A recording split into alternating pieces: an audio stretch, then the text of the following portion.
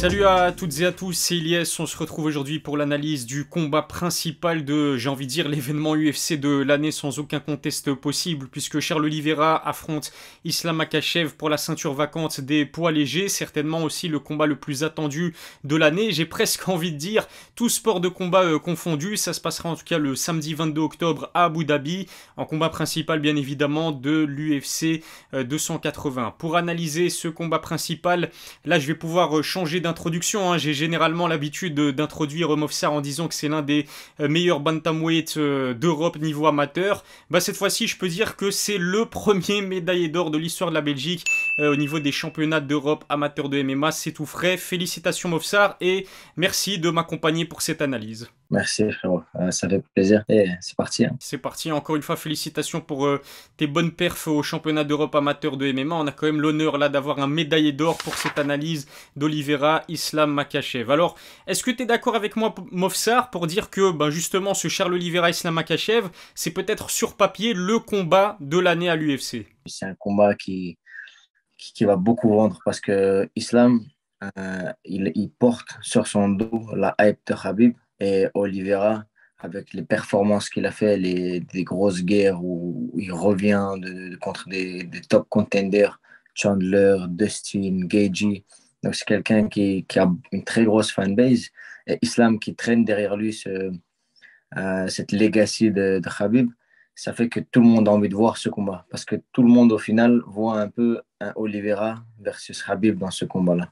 Sans parler du reste de la carte qui est incroyable, qui pourrait à eux-mêmes, tous les combats, faire des Fight Night UFC. On va bien sûr analyser les autres combats de cette carte UFC 280 un petit peu plus tard. Aujourd'hui, on a décidé de se concentrer pleinement sur le main event. Et quel main event? Sur les réseaux sociaux, en tout cas, Movsar, c'est vrai que c'était déjà la folie avant même l'officialisation du combat, hein. Ça fait plusieurs mois, je suis sûr que tu es au courant, mais que les teams Oliveira et les teams Islam Makhachev s'affrontent sur les réseaux sociaux à coup de propagande.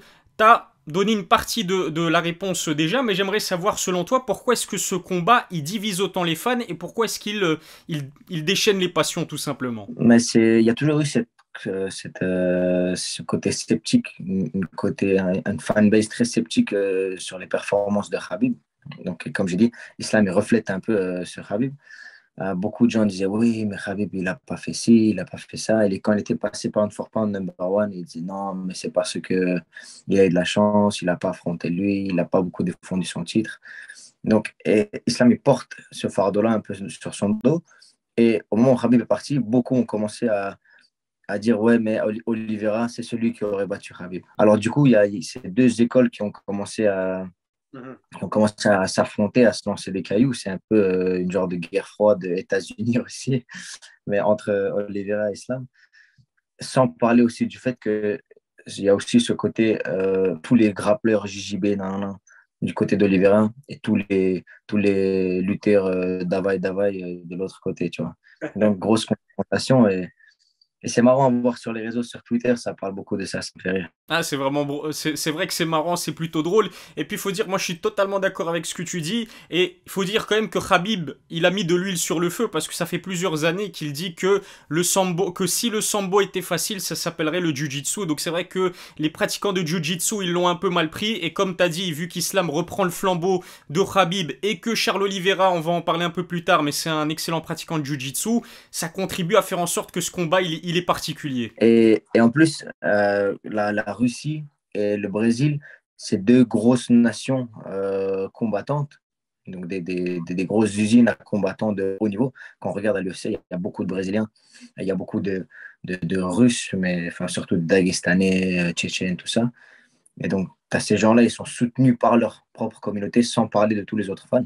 Donc, ça fait des gros blocs qui s'affrontent à coups de mèmes sur Twitter. Donc, c'est vrai que ça fait beaucoup de hype, ça fait beaucoup bouger les choses. Un combat vraiment passionnant. Il y a une chose dont on parle très rarement, je trouve, à mon goût, c'est que Charles Oliveira, c'est quand même 4,6 millions d'abonnés sur Instagram. Islam Makhachev, c'est 4,4 millions d'abonnés sur Insta. Les combattants qui font mieux que le Brésilien et le Dagestanais, ils se comptent sur les doigts d'une main. Bon, bien sûr, Khabib et McGregor, on va pas en parler, eux, ils sont dans leur catégorie à part. Les rares qui font mieux, c'est John Jones, Israel Adesanya, Ned Diaz, mais bref, tu vois ce que je veux dire. On peut clairement dire que Do Bronx, comme on le surnomme, et Islam, bah, c'est deux des plus grandes stars de l'UFC aussi. Bien sûr, euh, en fait, c'est deux très grosses stars, c'est vrai, mais j'aimerais quand même dire que Charles l'est peut-être un peu plus que Islam, malgré, tu vois, tu as donné les chiffres et tout, ça se rapproche beaucoup l'un de l'autre. Mais encore, même si moi je suis un très grand fan de Islam, Islam, il a un peu cette hype de Khabib. Il faut être honnête, et il porte cette hype, cette vague, il a été pris dans la vague de Khabib au moment où il a vraiment complètement percé après avoir battu Conor, parce que les gens voient Islam Khabib. Alors que Charles, c'est vrai qu'il a dû tout faire tout seul. Et il est venu de loin et il a eu un parcours très difficile en termes de parcours, pas en termes de. Donc c'est sûr qu'ils se sont tous les deux autant donnés l'un que l'autre, mais Charles a eu un parcours très difficile et c'est ça qui fait qu'il a une communauté très investie. Très clairement, et c'est ce qui contribue aussi à vendre ce combat. J'ai hâte aussi de voir les pay-per-view vendus. Ça se passe à Abu Dhabi, horaire européen en plus, donc c'est tout bénef pour nous. On va pas devoir se taper une nuit blanche comme d'habitude. Et ce que je voulais dire, c'est qu'Oliveira, on sous-estime aussi son potentiel pour vendre le pay-per-view. Il a participé à l'un des pay-per-view les mieux vendus de l'année, donc c'est pas rien. Ça montre aussi encore une fois que Do Bronx Oliveira, c'est une star en devenir, et franchement, s'il bat Islam, bah là, il va tout simplement exploser. Hein. Il vend beaucoup, c'est vrai, parce que s'il fait des combats, tu regardes ses combats contre Dustin, contre Chandler, contre Gay, chaque fois il revient, puis il les bat par KO, par soumission, tu sais, c'est incroyable, tu vois. Il fait des retours de malade. Et en plus, c'est une KT, les 70 ou les 70 pour les Français, où c'est des poids légers, c'est des poids entre légers et lourds, l'équilibre parfait entre la puissance, la vitesse et la condition physique. Donc, c'est des très beaux combats à regarder. Et ouais, donc ça va vendre très très bien, j'en suis sûr. Pour certains fans, j'ai même entendu dire, Mofsar, que cet Oliveira Makachev, c'est un peu le Khabib Tony Ferguson qu'on n'a jamais eu. Est-ce que tu es d'accord aussi avec cette comparaison? Non, franchement, pas du tout, parce que je pense que Tony, même à son prime, n'a jamais été aussi bon que Oliveira actuel. Tony, à son prime, était très bon face aux personnes auxquelles il était confronté. Et le niveau général, le niveau moyen à l'époque de Tony était moins élevé que le niveau actuel de l'UFC. Et c'est normal parce que c'est un sport jeune et à chaque fois on a de plus en plus de talents qui commencent plus tôt avec des meilleures techniques. Donc c'est normal que ceux qui arrivent et encore les générations suivantes qui vont arriver avec tous les mecs qui ont des 50 combats en amateur qu'il n'y avait pas avant, le niveau va monter, va continuer à monter jusqu'à arriver à un moment donné où ils seront au top. C'est plus un Khabib Oliveira qu'un Tony Khabib. Donc c'est le Khabib Oliveira qu'on aurait voulu voir, mais qu'on ne verra pas.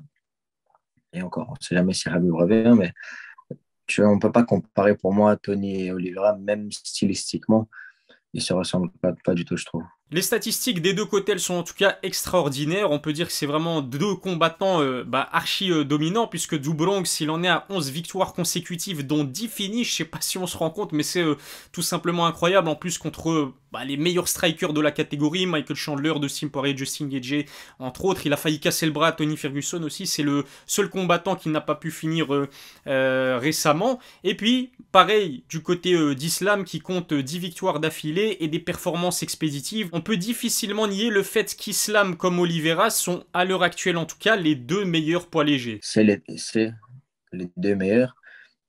Et très peu me contrediront par rapport à Oliveira, mais beaucoup sont comme avec Khabib, ils vont dire ouais, mais il n'a pas affronté ici, il n'a pas affronté ça. Islam, il a 10 victoires de suite, beaucoup de finish, des soumissions, ça, donc il mérite d'en arriver là. C'est vrai qu'il n'a pas affronté Chandler, il n'a pas affronté Gaethje, mais il reste quand même un des meilleurs combattants. Et après ce combat-ci, il va les affronter de toute manière. En fait, les gens, ils aiment beaucoup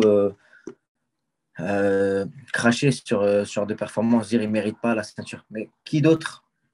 Qui d'autre? À ce moment-là, ils ont tous été déjà battus par Oliveira.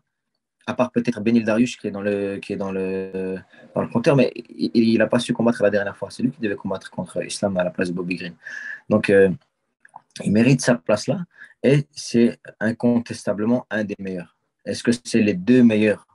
L'avenir nous le dira. Mais j'aimerais que les gens mettent un peu plus de respect sur les performances de ces personnes. Ce qui suscite aussi l'intérêt autour de ce combat, c'est que le fait qu'Oliveira n'a jamais affronté un lutteur du niveau d'Islam, mais de son côté, Islam n'a jamais affronté un adversaire du calibre d'Oliveira. C'est peut-être le combat pour le titre le plus indécis de l'année pour l'instant à l'UFC. Qu'est-ce que t'en penses, Mofsar? Ce qui m'a beaucoup changé, c'est le niveau justement de lutte de Islam. Quand tu regardes Chandler, Geji et Dustin qui ont mis des knockdowns à Oliveira, quand Oliveira il tombe, ils ne suivent pas. Ils vont pas dessus en grand dépend. Ils attendent qu'il se lève. Pourquoi? Parce qu'ils ont peur de son grappling. Et ça, je pense que c'est quelque chose que Islam il va pas faire. Et je suis même sûr que c'est quelque chose qu'Islam va pas faire. Mais là où, pour moi, il y a un point d'interrogation, c'est est-ce qu'il va arriver dans la situation où étaient les autres? Est-ce qu'il va réussir à lui mettre un knockdown, par exemple?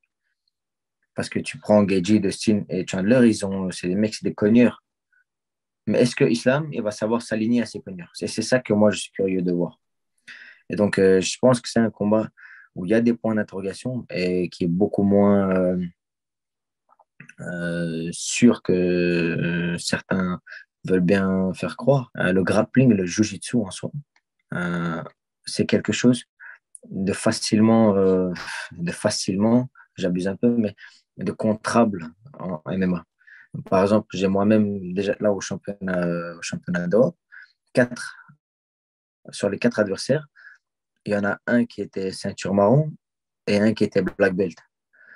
Et les deux, je les ai ramenés au sol. Les deux, je les ai travaillés en pound. Ils ont tenté des soumissions, mais rien qui a marché. C'est qu'en fait, c'est difficile de placer des soumissions quand tu es en train de prendre des patates dans le nez. Tu vois ce que je veux dire?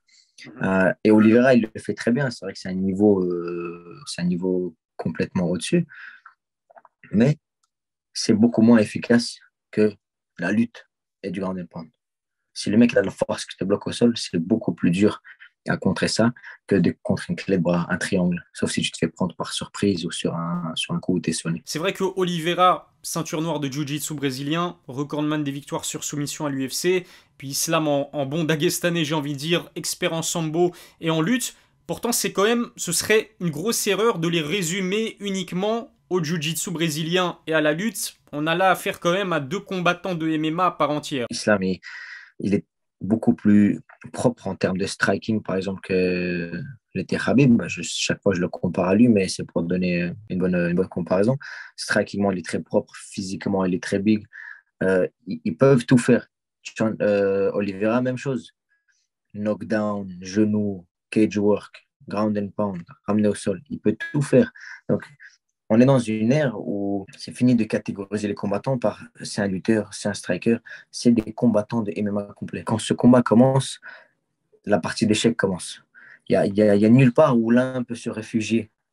S'il est en train de se faire taper en striking, il ne va pas se dire ah, c'est bon, je l'amène au sol parce que je suis meilleur. Non, ils sont les deux équivalents striking, ils sont les deux équivalents au sol. Et de là, c'est le timing, c'est l'intelligence, le game plan, comment il va lui faire mal, est-ce qu'il va tirer l'attention des low kicks, c'est ce genre de choses-là qui vont faire qui va gagner. Le fight IQ, au-delà des capacités propres de chacun. C'est quoi ton pronostic? Qui tu vois l'emporter le samedi 22 octobre et devenir donc par la même occasion le nouveau champion des poids légers? Je vais donner les pronostics avec le cœur et un peu avec la raison, mais quand même avec des points d'interrogation. Je pense que Islam va gagner. Et dans le contexte, pour moi, dans lequel il gagne, il arrive à matcher le striking de Oliveira. Donc, pas spécialement être meilleur que lui, mais il arrive à résister. Et dans les échanges d'amener au sol, c'est là ça va faire la différence, selon moi. C'est là où tous les autres, ils n'ont pas osé aller au sol. Islam va être celui qui va amener. Il va rentrer, boum, grand dépend, il va y aller. Et je pense que c'est ça qui va faire une grosse différence. Et je vois Islam gagner je vais dire une dinguerie, hein, mais je pense qu'il y a moyen qu'il gagne par soumission ou par TKO sur du ground and pound. Quel round plus ou moins? Troisième round, ça me semble correct. un combat un peu allongé ou un peu une domination, tu vois, qui va surprendre tout le monde, sauf ceux qui étaient déjà dans le camp de l'islam. Moi aussi, j'ai envie de faire un pronostic avec le cœur, avec les émotions. Je pense que Islam, stylistiquement parlant, est le favori de ce combat, qu'il a plus de chances de dominer complètement Oliveira que l'inverse. Je pense que c'est ce qui va se passer dans les 2 premiers rounds, mais qu'Islam, il voudra amener le combat dans les profondeurs, peut-être finir au 4e ou au 5e round. Il va dominer Oliveira au sol dans les 2 premiers rounds sans arriver à le finir, mais qu'au 3e, le striking d'Oliveira va surprendre Islam et je vois Charles Oliveira battre Islam sur KO au 3e round. On sait qu'Islam, il a déjà perdu par KO technique, hein, il y a quelques années certes, depuis il a enchaîné les victoires. Mais allez, et j'espère aussi que Khabib sortira de sa retraite pour aller venger Islam. Moi c'est surtout pour ça que mon cœur penche du côté d'Oliveira, c'est que j'ai envie de voir un Khabib Oliveira et c'est la seule chance pour que ça se produise. Je sais que c'est complètement faux, en tout cas, n'hésitez pas à nous donner vos pronostics dans les commentaires, ça c'est une première chose. Et puis deuxième chose, soutenez un maximum Movsar Ibragimov via ses réseaux sociaux. Là, il est en train de péter, hein. C'est le moment ou jamais de rentrer dans le navire Movsar Ibragimov. Je mettrai bien sûr le lien vers son compte Instagram dans la description. Encore une fois, un grand merci Movsar et à la prochaine pour une nouvelle analyse.